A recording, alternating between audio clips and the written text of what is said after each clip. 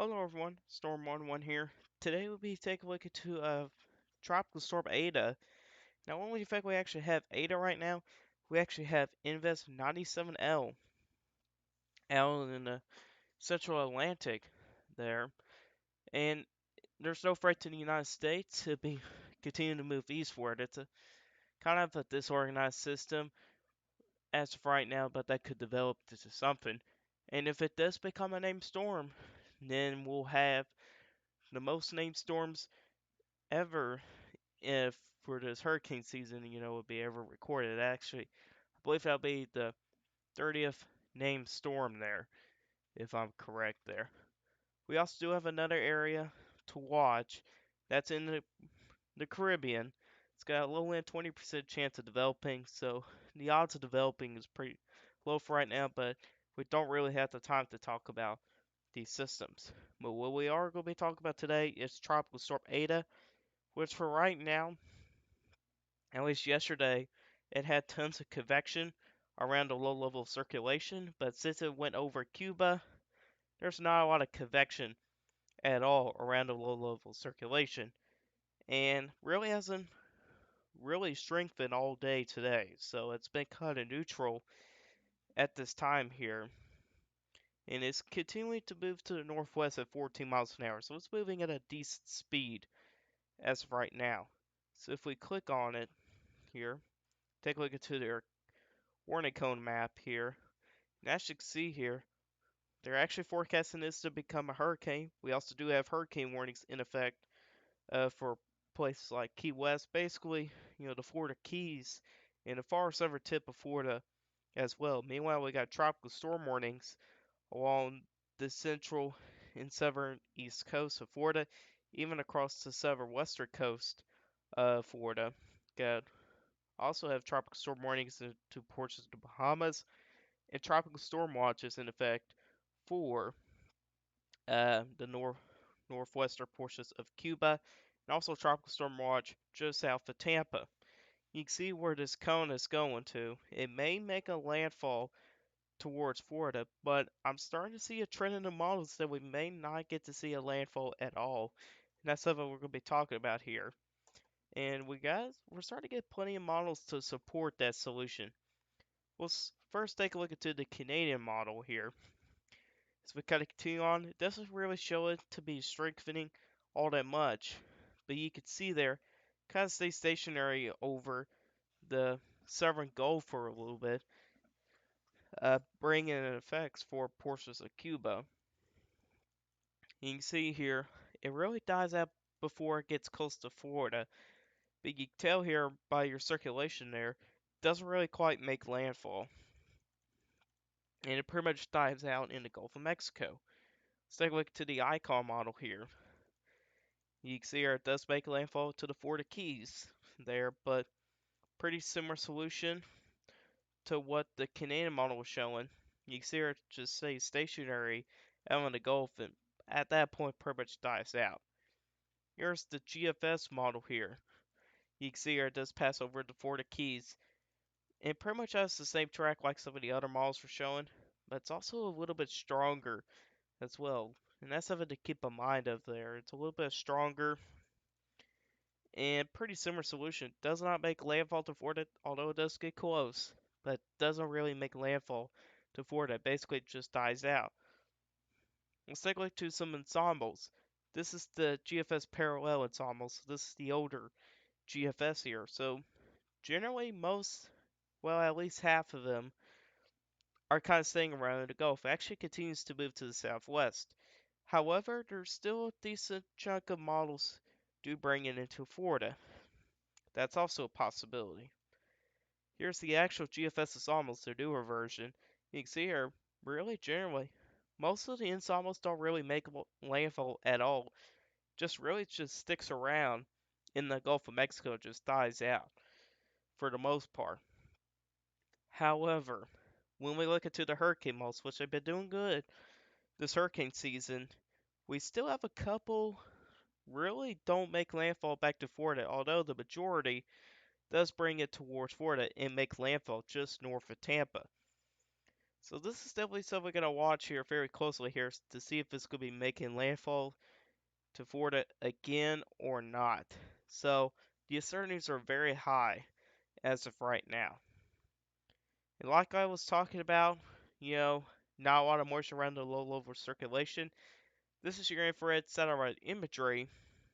If I click on it, it'll take a moment to load. It'll take a little bit to load, but I'm not going to do that. You can see there's a lot of moisture going on across, getting on the coast of southeastern Florida there. But generally, around the circulation here, not a lot of moisture to deal with at all there as well. You can actually see where your circulation is right about in there.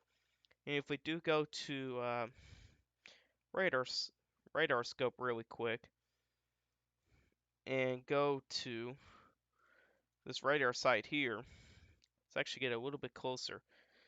And as you can see here, here's Ada right here. You got a very large eye right here. That's going to be continuing to move to the northwest, so it's going to eventually could be affecting the Florida Keys very soon here, which again, there is hurricane warnings in effect for some of those regions.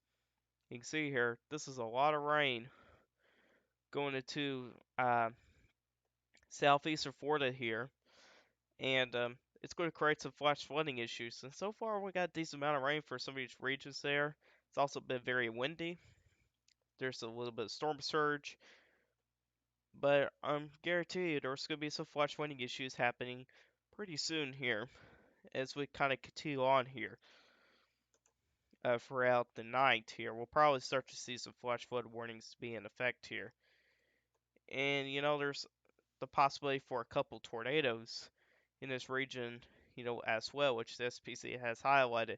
Decent chunk of southeastern Florida in a slight risk for severe weather.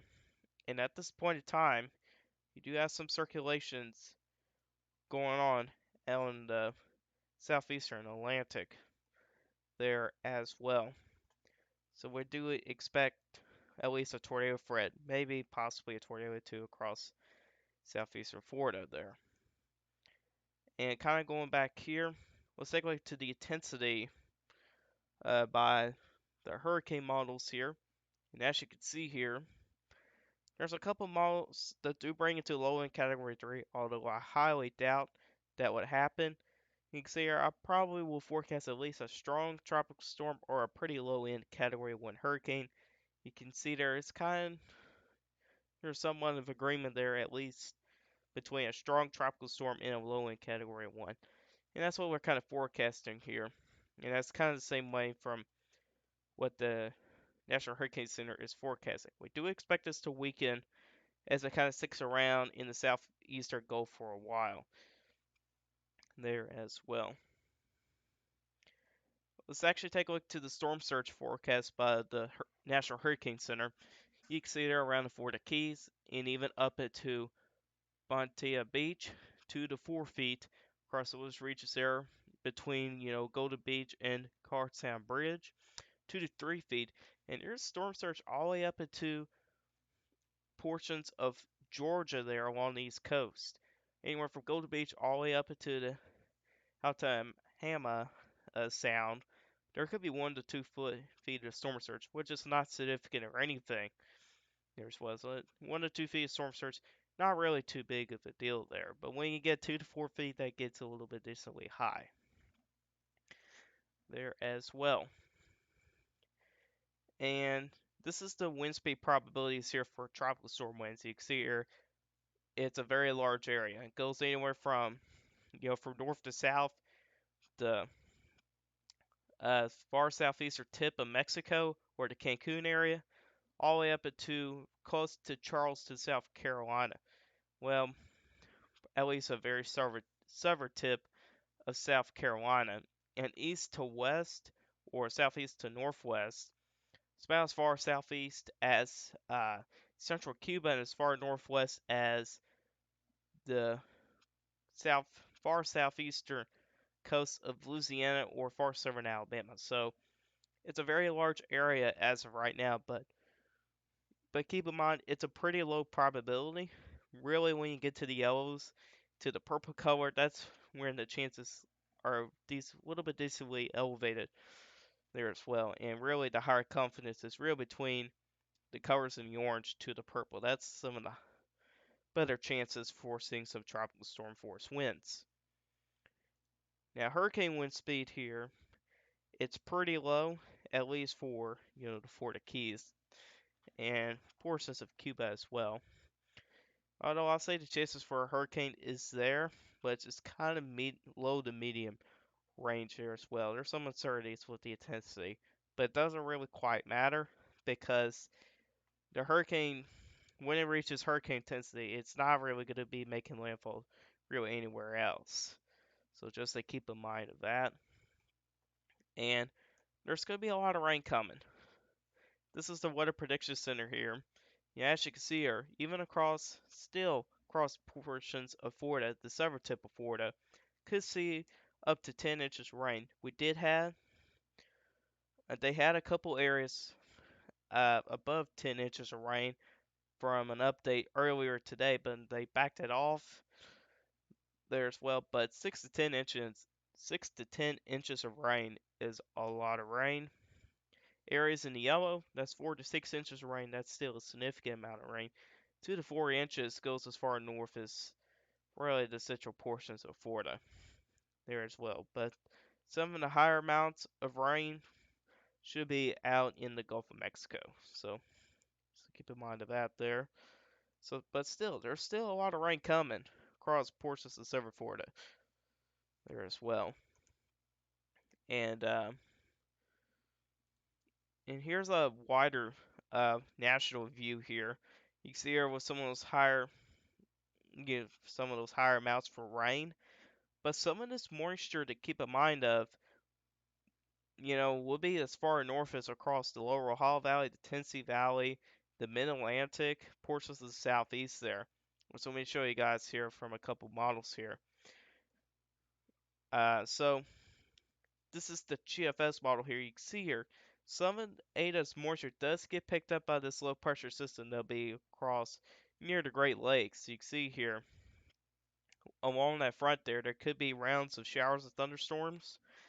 So there's a low end flash flood threat, but there can also still be a decent amount of rain. If we kind of go back here to the Weather Prediction Center, this is the next 5 days here. And really, when you get to those yellow colors, that's 4 to 5 inches of rain. You can see there it's for some areas across the Carolinas, even back into southern Virginia. So there's going to be a little bit of a flash flood threat across some of those regions as well, where some of Ada's moisture will be picked up by a couple of low pressure systems there as well. So that's going to be another area to watch for a lot of rain as well.